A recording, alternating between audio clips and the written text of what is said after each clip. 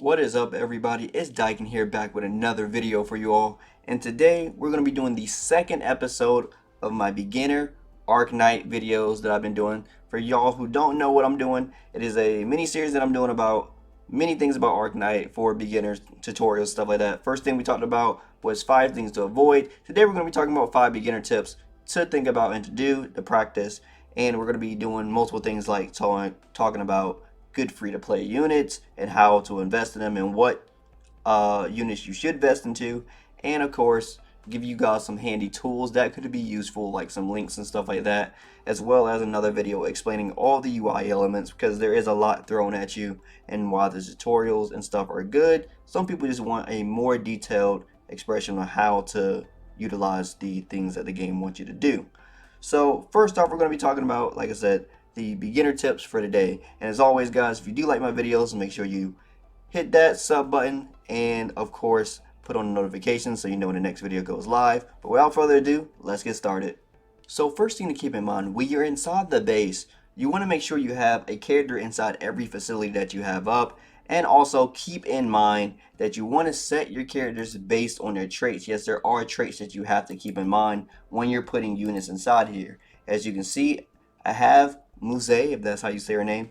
She's inside of here, and it says when the operator is assigned to a trading post, order acquisition efficiency plus 30.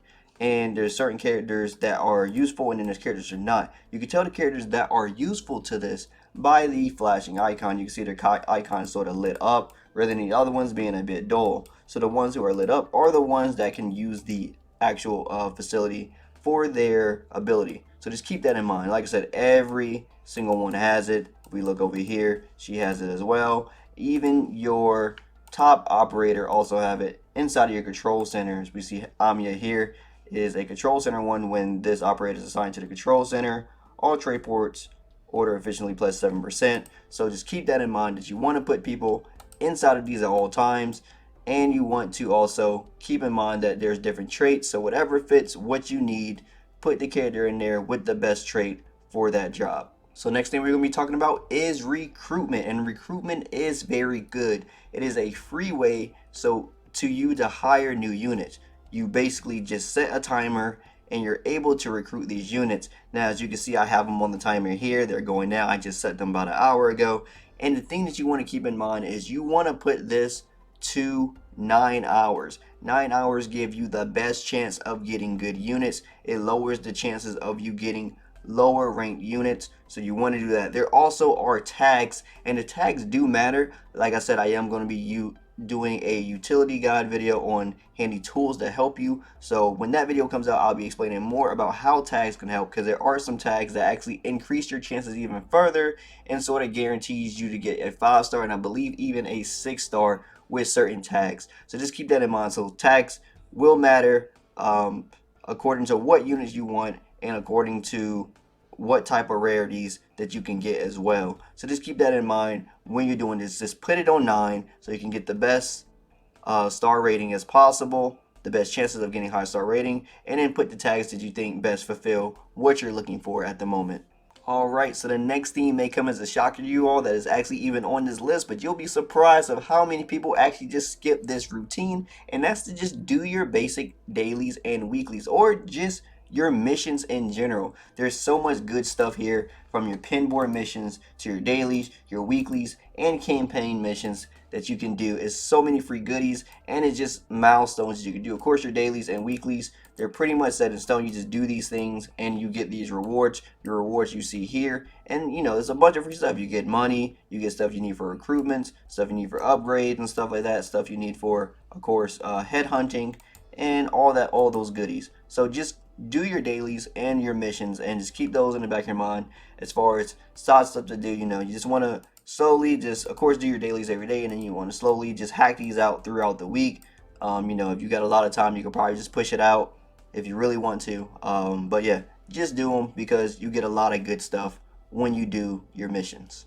Okay, now the next thing we're going to talk about are supports. Now, I know a lot of you are adding your friends, and of course, you know, when you're starting off with the game, especially if you're starting a little bit late, you want to add those strong people so you can get those support characters to help you out during beating certain levels inside the game to help the beginners level out. But this game actually penalizes you for actually using supports and makes it to where you don't want to try to rely on those. And I think it's sort of a good thing because it makes it to where you actually have to play the game and you can't just sort of cheese your way through without using supports. Well, you can, but then you lose the benefit of what I'm about to talk about. And that's basically, if you use your support, you can't use auto deploy. What auto deploy is, basically it remembers what units you use and how you set them down, and basically it replays it out for you. So it's basically this game's auto battle system. And you can't use the auto battle system if you don't beat the mission. You don't get a three star in the mission, and if you use the support. So if you don't meet those two requirements, then you can't use the auto battle. And of course, you want to use auto battle when you're farming materials. As you can see here, this is the reward for this stage. So if I needed this drop right here, this polyester, and I wanted to like crack out in the stage for a regular drop to try to get it, then I would just grind this level. And of course, I would manually have to do it if I didn't have the auto deploy because I use a support character. So just keep in mind as you're going through the early levels to not try to rely on that support, so you can go back and use auto deploy when you actually need to. Alright, and the final tip for the beginner tips for this video is to actually just look at the map. Before you go inside the fight, you can actually view the map of what you're going to fight, so you can actually plan ahead. I think this is a very good feature because some maps you just don't know what you're going against. As you can see, this map is a boss fight and it has all this crazy stuff that's going on. There was actually one map that really messed me up before I started looking at the map. It was just a straight line, and it was four enemies coming at you, and it was like 4 goals that it could get to. Since I didn't look at the map, I didn't know that I would want to have good units that can defend on the base line. So I didn't have many tanks that could support that run. So basically I failed that run and then did the next run. But I could have avoided that if I just simply looked in the map and planned ahead about what units I was going to bring to the fight to begin with. So when you're going to the next mission and you're looking, just look at the map so you can plan ahead. That way you could avoid that simple mistake.